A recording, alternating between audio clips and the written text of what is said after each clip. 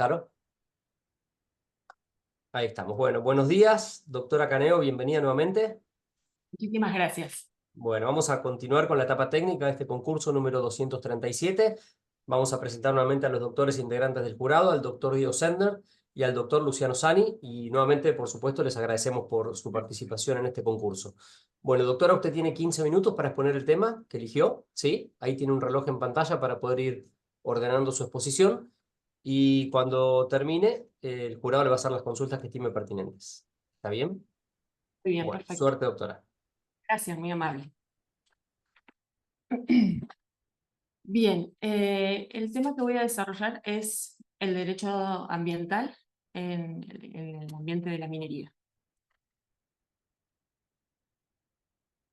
A partir de la reforma constitucional de 1994 y con la introducción de su artículo 41 en su capítulo segundo, ha operado un cambio sustancial del tratamiento del derecho ambiental en dos aspectos.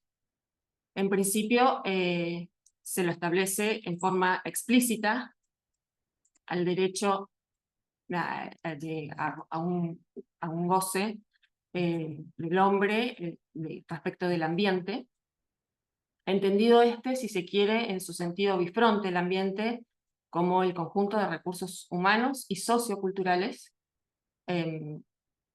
que transita el hombre durante su existencia. Y por otro lado, como a todo derecho le corresponde un deber, con ese correlato, podemos decir que también se ha dado un cambio sustancial en el paradigma de las competencias, tanto administrativas, legislativas como judiciales. Así podemos ver que el artículo 41 imparte una serie de pautas procesales, si se quiere, o de mandatos jurídicos de protección legislativa, como lo establece, por ejemplo, en su primer párrafo, cuando habla de la protección del deber de recomponer según lo establezca la ley, o en su segundo párrafo cuando habla de que el Estado deberá proveer, ¿sí?, al goce de dicho derecho, a la utilización racional de los recursos naturales, a la conservación del patrimonio cultural y de diversidad biológica, como así también a la formación y educación ambiental. Y por último, dicho artículo habla de que la nación establecerá mediante normas los presupuestos mínimos, teniendo las provincias todas las leyes que fueran complementarias, no alterando así las jurisdicciones locales, ¿no? Lo que entendemos por juez natural. De esta manera, referente al Código de Minería, vamos a hablar que el artículo 75, inciso 12 de nuestra Constitución Nacional, atribuye al Congreso la facultad de dictar códigos de fondo, y entre ellos está el Código de Minería. En forma histórica, este código adopta un sistema regalista que viene de las leyes españolas, en donde habla de que las minas son de dominio privado, un dominio privado del Estado. Bienes de dominio privado del Estado, sea nacional o provincial, será según el lugar donde ella se encontrara.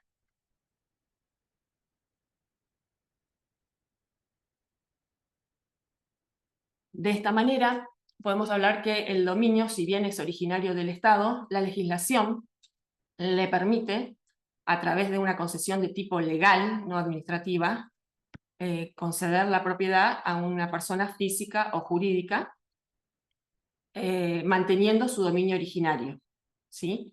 Esto quiere decir que ese dominio, si el tercero, la persona jurídica,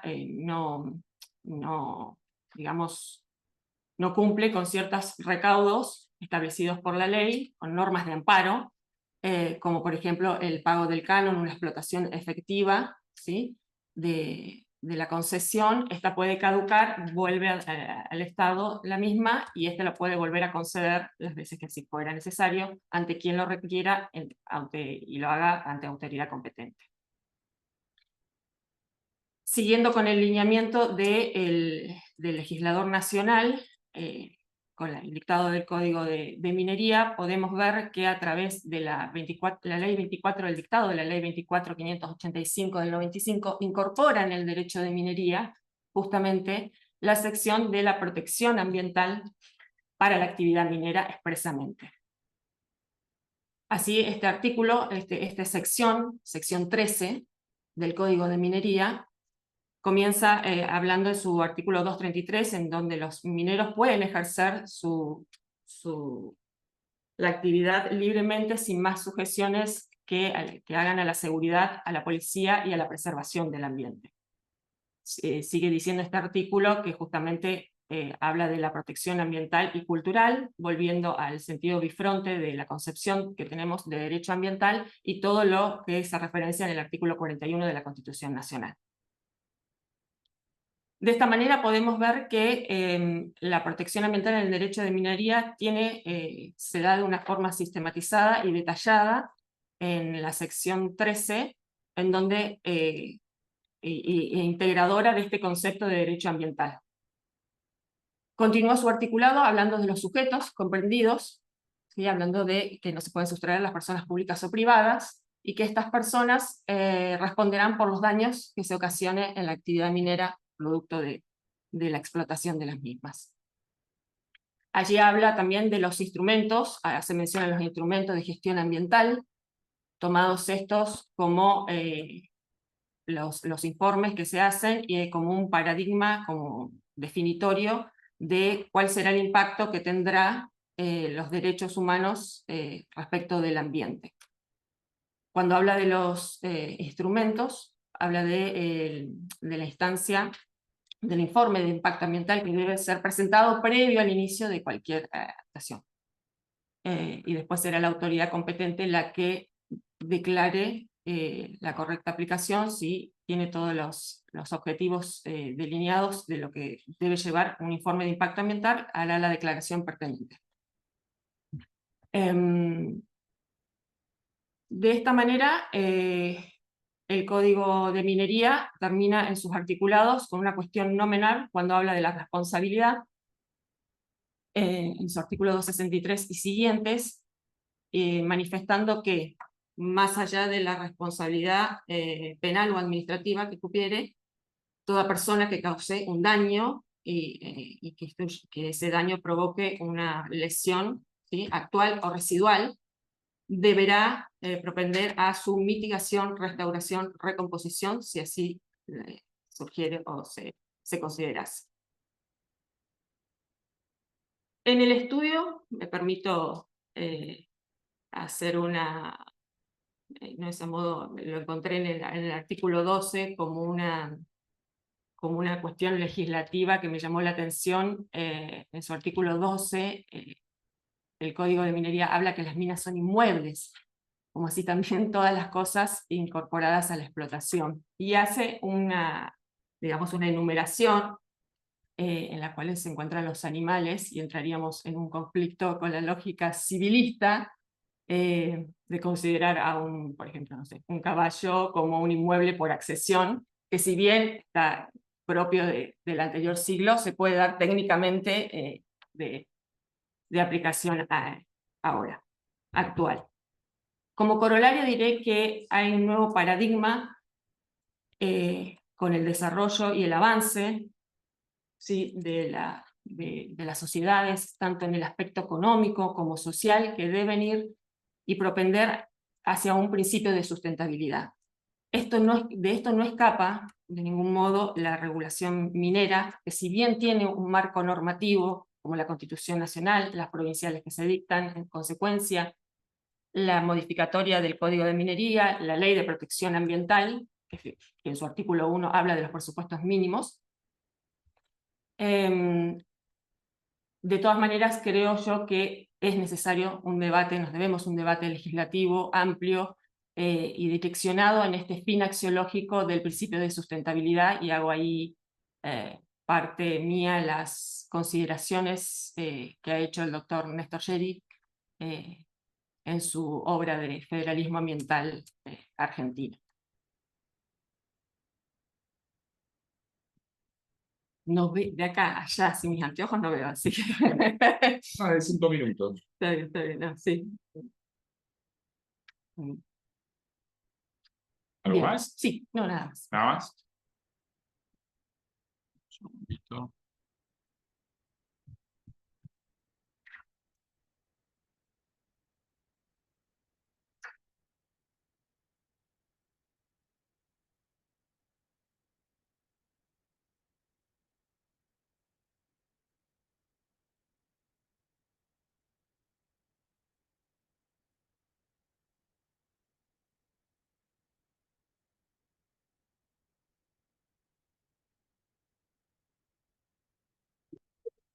Sí. Tema que estaba con digamos, ¿qué es para vos el principio de prevención en materia ambiental? El principio de prevención en materia ambiental.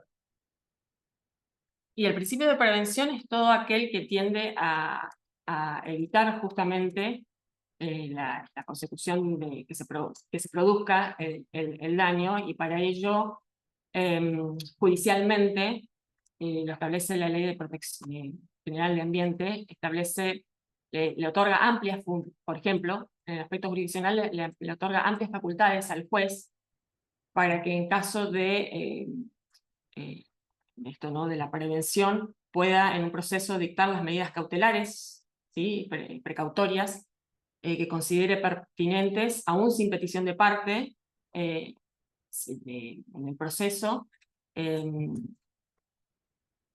si así lo considera, para que no llegue, digamos, la justicia a la tutela efectiva en forma tardía a la ocasión del daño. También así le permite al juez dictar en sus sentencias, tratar temas que no estén, digamos, que no hayan sido planteados por las partes en el principio general probatorio amplio, digamos, ¿no? Entonces, esta es una cuestión jurisdiccional que habla de la prevención. Bien, y en el marco de qué proceso, por ejemplo, que te ocurre que puede podría hacer eso. En una acción de amparo. Acción. En una acción de amparo. Entonces, en una acción de amparo, en el proceso, el juez puede ordenar y hacer que porque lo fundamental en el derecho de daños, obviamente, tiene que ir en el objetivo axiológico de la prevención, ¿sí?, prevenir el daño. Luego vendrá, una vez efectuado la mitigación, restauración y recomposición, pero lo que se tiende es que las medidas tanto legislativas, administrativas y judiciales tiendan justamente a esto de la prevención en materia de daños. Si te ocurre en algún otro tipo de proceso que no sea una acción de amparo, muy bien, que el juez puede tomar alguna determinación que tenga alguna relación con la protección del medio ambiente. ¿En sede judicial? Sí, No. Bueno. En una acción preventiva de daño, por ejemplo. Claro, en una acción, sí, por eso te decía, en una acción preventiva de daños podría plantearse esto. Sí. ¿Cómo? Hablando de derecho de daños, pero ya en términos generales, ¿qué grandes categorías y subcategorías en todo caso existen del daño resarcible en nuestro ordenamiento? Dentro del daño resarcible podemos encontrar el daño resarcible de carácter patrimonial o extrapatrimonial. Dentro del daño patrimonial, obviamente tenemos todos aquellos rubros que hacen a la afectación del patrimonio de la persona en sus bienes, la persona física o jurídica en sus bienes. Como daño extrapatrimonial, tenemos toda la afectación al espíritu, ¿sí?, las afectaciones al espíritu de la persona física, y acá, y las personas jurídicas también. En esto quiero hacer una disquisición, que hay un debate doctrinario y jurisprudencias en uno y en otro sentido respecto de si corresponde el daño moral a las personas jurídicas. En este sentido, los últimos fallos que ha establecido la Corte habla que corresponde la indemnización por daño moral en personas jurídicas, y que no tiene que ver justamente con la afectación, no tiene que ver con la afectación patrimonial que pudiera tener esa persona jurídica, porque sin ir más lejos podemos decir que una sociedad comercial sí lo tendría y una asociación sin fines de lucro no, como por ejemplo, no sé, la Cruz Roja se me ocurre. Entonces, que esta definición al buen nombre de la persona jurídica y a todos los derechos personalísimos, esta afectación haría proceder el daño resarcible al daño moral de las personas jurídicas. ¿Como daño moral? Como daño moral.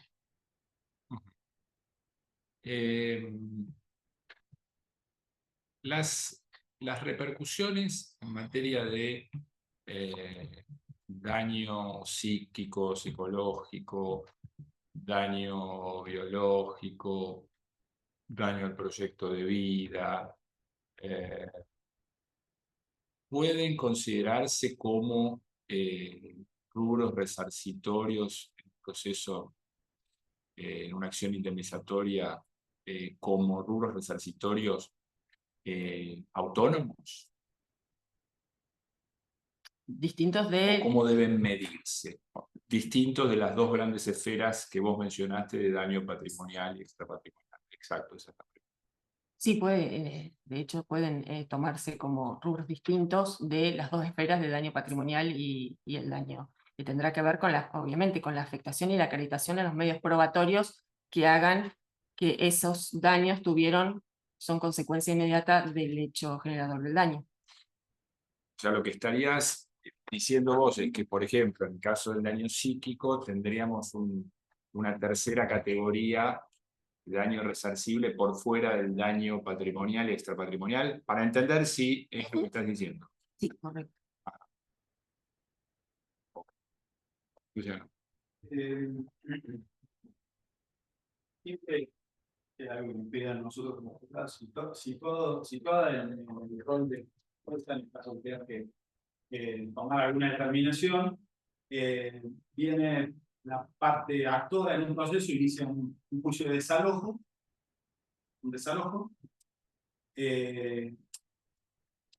son dueños de un inmueble en el cual funcionaba un boliche bailable, Sí. y ese contrato que lo vinculaba se terminó porque se cumplió el plazo. Mandan una carta documento diciendo que no quieren renovar ese contrato y le piden que le devuelva el inmueble del demandado, en este caso, en posesión de ese inmueble. No lo devuelve, deja de pagar el canon locativo también y inician este proceso de desalojo, y en la demanda te piden como medida cautelar que ordenes el desalojo y la devolución de ese inmueble. ¿Sí? ¿Qué harías vos en un caso como el que yo te estoy planteando? Es una demanda Sí. iniciada, De te piden una demanda de desalojo, Sí. donde te piden cautelarmente, fundado en la prevención también del daño y demás, que se dicte una medida cautelar de desalojo. Bien, para entrar en el análisis, primero tendría que ver si están dados los presupuestos para el otorgamiento de la medida cautelar, ¿sí? En principio. Esto tiene que ver con ver el contrato que hayan sacado las partes, traídas como medio probatorio documental, que se estará fundamentalmente al contrato y la voluntad de las partes de lo que quisieron celebrar y a las cláusulas allí dispuestas, ¿sí? En principio. Y en caso de que se puedan dar los presupuestos de la verisimilitud del derecho, que establece las medidas precautorias, y yo los pueda comprobar, digamos, si se otorgará esa medida cautelar. O sea, vos otorgarías la medida cautelar, o sea, otorgarías el desalojo, eso es lo que me estás diciendo para entender. La medida cautelar que tenía como objeto. El desalojo. Y no, digamos que esa es la pretensión del desalojo, es la pretensión principal, digamos. Coincide claro, la pretensión principal, claro. con la medida cautelar. Entonces, sí. coincide la pretensión con la medida cautelar, perfecto. No, yo creo que solo que te piden la desestimaría, no, desestimaría. el proceso, vos entre La jurisprudencia y los tribunales ordinarios de la ciudad de Neuquén no hacen lugar a las medidas precautorias en los juicios de desalojo cuando las solicitamos. Se abre el debate, de mayor debate, que consideran que debe tramitar primero estos presupuestos que consideran la demanda de desalojo, si correspondiere o no, y luego tomar las medidas. Pero por lo menos en los procesos incoados en la provincia, las medidas cautelares en ese proceso son denegadas bajo ese fundamento. ¿Y qué opinas, digamos, en principio de las medidas cautelares, o más, sin la participación de la otra parte, de la otra parte, Sí. en principio, En principio. ¿Crees que podés sustanciar eso también, incluso la medida cautelar? Sí, sí. Para Para escuchar la opinión de las partes y se puede sustanciar. Igual, Puede ser. tiene verosimilitud en el derecho alto, tiene peligro en la demora también. O sea, pensar que hay una persona que es dueña de un inmueble que no está cobrando el alquiler hace varios meses y está claro que el vínculo contractual se terminó y no hay una voluntad de continuarlo tampoco. Claramente acreditado. Sí, claramente acreditado en el proceso, por lo tanto, el derecho, el sí. peligro también la demora. Sí. Sería igual lo sustanciaría y si yo veo que los elementos aportados a la causa dan, si no sería, es como llegar tarde después con la tutela efectiva de la sentencia del desalojo. Entonces daría lugar a la medida precautoria en principio.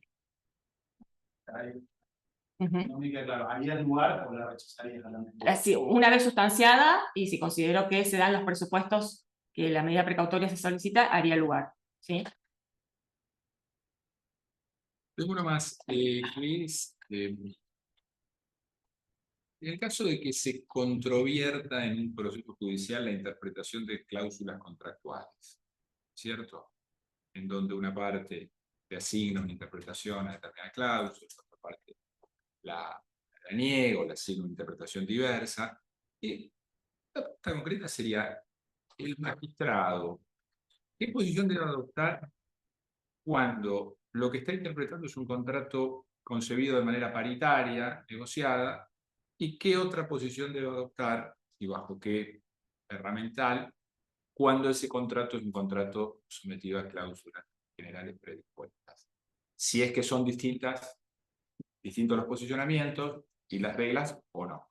Bien, en cuanto a la interpretación de los contratos, el Código Civil marca una prelación, ¿sí?, normativa que debe establecerse. Esta prelación da un orden de interpretación en cuanto a que se tiene que tener en cuenta primero las normas indisponibles de la legislación especial del Código, luego vienen las normas del Código y luego las generales. Con esta prelación normativa que tenemos, obviamente no hay una... los contratos que usted nombra no tienen un tratamiento igual, digamos, ¿no? Tanto los bilaterales como, por ejemplo, el claro contrato de compraventa, donde está la voluntad de ambas partes, y en los contratos, por así llamarlos, de adhesión, por ejemplo, con cláusulas predispuestas, en donde solamente a la parte que ingresa a formar la voluntad no le queda más que adherirse a esas cláusulas que vienen impuestas por el predisponente. ¿Sí? Bien, y frente a esa realidad, ¿qué posición o qué defensa debe adoptar el intérprete para mirar una cláusula en un caso o en el otro? Bien. ¿Cómo la debe mirar? En cuanto a los contratos, como por ejemplo el contrato de compraventa, se estará en principio a la voluntad de las partes a las cuales debe ceñirse el magistrado como primer medida. En cuanto a los contratos, por ejemplo, a la literalidad de los términos hechos de las cláusulas que contiene dicho contrato. En los otros tipos de contratos, el magistrado puede, que de hecho lo tuvimos, se dejó ver también y desarrollar en el caso que nos propusieron en el escrito, establecer, el magistrado puede ir más allá viendo si hay cláusulas abusivas, ¿sí?, dentro de esas cláusulas de ese contrato preforma que viene, en el cual queda solamente, y si ese contrato tuviera cláusulas abusivas, el magistrado puede declararlas como abusivas y declarar su nulidad o ineficacia si no hay consentimiento y si no se dan todos los vicios del consentimiento, o total, estamos hablando de ineficacia o nulidad. ¿Sí? Está bien, está bien eso igual, pero un poquito más puntual y ya para cerrarlo, pero el enfoque igual lo comprendo, sí, sería suponer que no se discute que la cláusula sea abusiva, sí, lo cual es cierto, lleva la nulidad sí, necesariamente parcial. Suponese que lo que se discute es que la cláusula no se entiende, que la cláusula es oscura, lo que es tan usual en los términos y condiciones que aceptamos diariamente o en los formularios.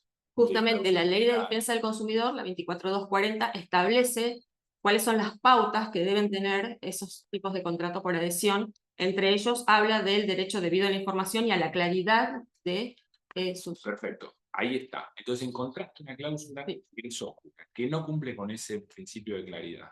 Está muy bien. Bien. ¿Cómo lo interpretamos?